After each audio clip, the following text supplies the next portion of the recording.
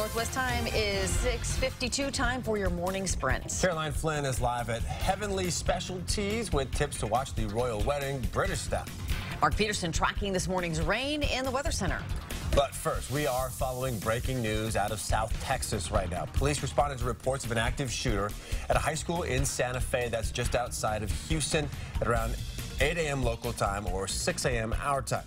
Students are being evacuated as law enforcement investigates this situation. One student told the local ABC affiliate a gunman shot into her art class, injuring at least one student. No word yet on other injuries. This is a breaking news story. We are streaming it live on our Facebook page right now. Stay tuned there for the very latest information. Also breaking overnight, a fatal stabbing sometime before 1 this morning near the 2400 block of Northwest Boulevard.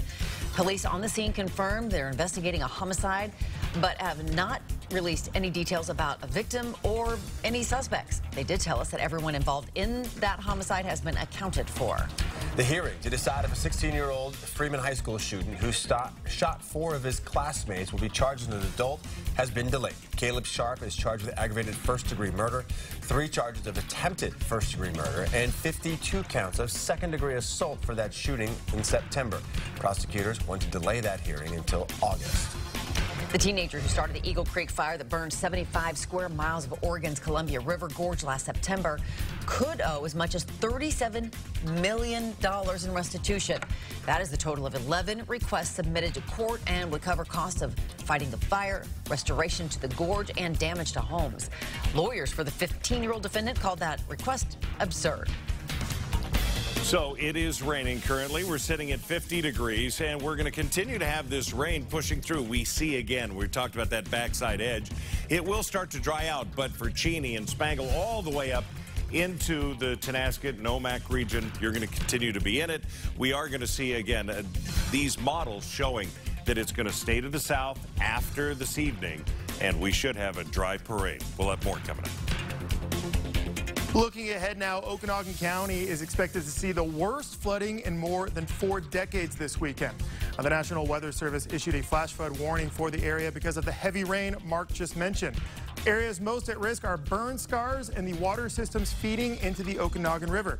People living near the river should keep watching water levels and be prepared to move to higher ground if necessary.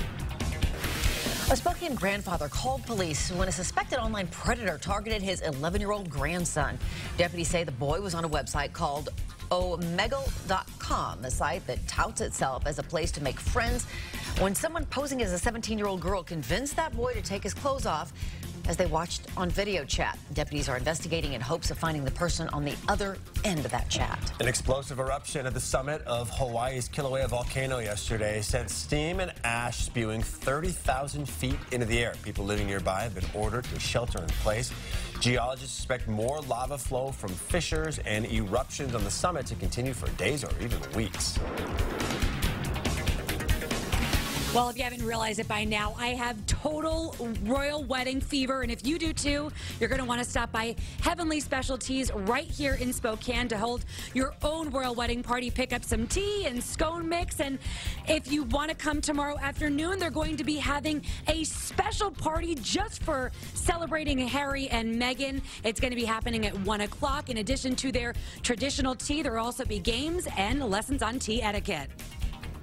And coming up next on Good Morning America, the latest details on the investigation into why a school bus filled with 38 fifth graders on a field trip collided with a dump truck yesterday, killing 1 student and 1 adult. Is the president's meeting with Kim Jong-un in jeopardy? How Trump is trying to reassure the North Korean leader the meeting would be good for both countries. All right, wet roadways out there. It's putting your windshield wipers to work. Please use caution. Stopping distances are extended. 62 in showers later on this afternoon through tomorrow morning, 70 on Saturday. Here's the warmer weather for our weekend. Yeah. Have a great weekend, everybody. Up into the big light, even sort of. Big